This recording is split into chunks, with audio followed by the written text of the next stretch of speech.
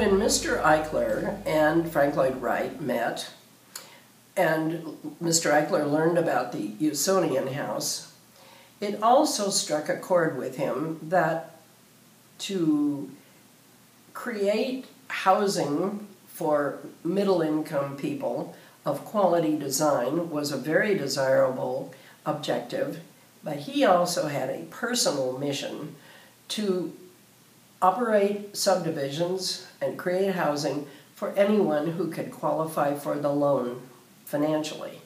He was an ardent racial non-discriminator. And at that time, when Mr. Eichler started building, which was in the early 50s, perhaps 1953 or 4 was the time of the most early construction of Eichler homes in the Palo Alto, Sunnyvale area. Racial discrimination and discrimination on the basis of religion and all kinds of discrimination was prevalent. Not just in California, it was all over the United States. It was the norm. It was understood. When I started working for Mr. Eichler, it was 1957, and I had come from a very small town where I grew up in Nebraska. There was no racial discrimination there because all the people were WASPs, the whole 1,000 of them that lived in the town I grew up in. So it was news to me. The first time I had an encounter about this was a young couple came in when I was working 1 day a week at the models, and I asked where they were from. They said they were from Boston. I asked what their business was, and the young man said that he had just graduated Harvard Medical School, and he had friends out here in California, in the northern part, and he thought it would be lovely to live here, having visited them. So they wanted to see what Eichler homes looked like because their friend lived in one.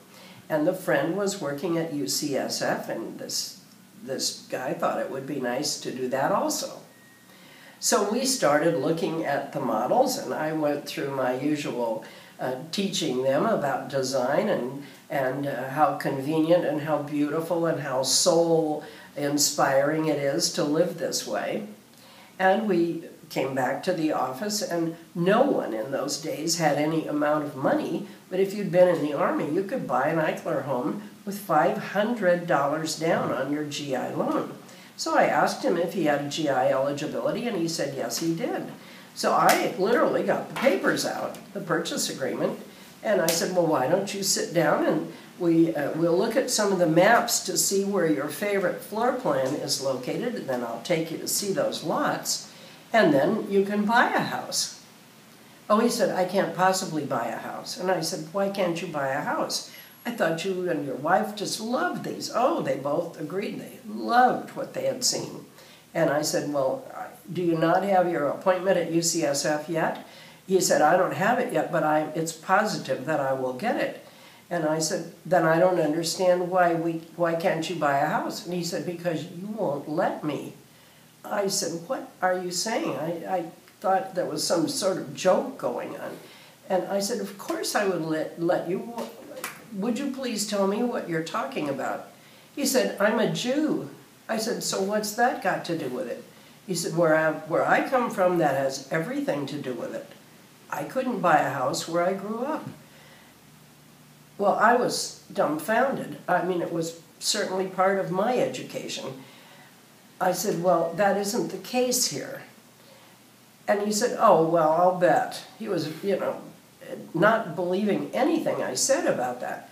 I said, I guarantee you, I promise you, not only would it be okay or would it be permitted, we are eager to have you here. We want to have you here. And there is no discrimination here on any basis whatsoever. Well, he was amazed, and he really didn't believe me, but we had no problem processing his loan and getting him into the house. Not long after, he was so amazed that he brought a colleague of his from Harvard to buy a house, and the man was black, and I think that he was really testing me to see if that was really going to happen. Well, it happened with no problem whatsoever. And I was personally so thrilled to be a part of this. We were the only builder that was openly non-discriminating.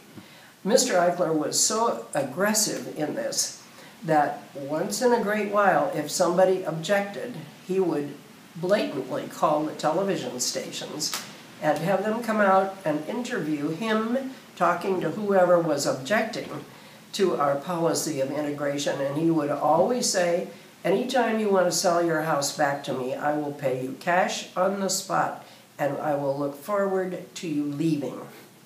So I don't want people who are racists in my community. It was a marvelous experience for all of us to live in integrated communities. Over the years, the amount of integration has flowed and ebbed because various economic and social circumstances have changed things. But the policies now, of course, it's illegal to discriminate in any way under the Fair Housing Act, and Mr. Eichler was specifically responsible for that legislation.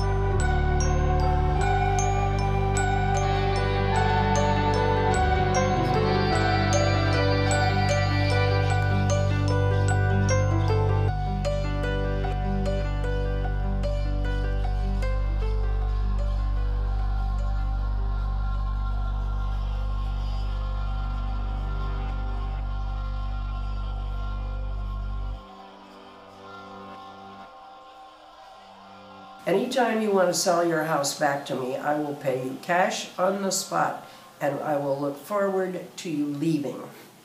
So I don't want people who are racists in my community.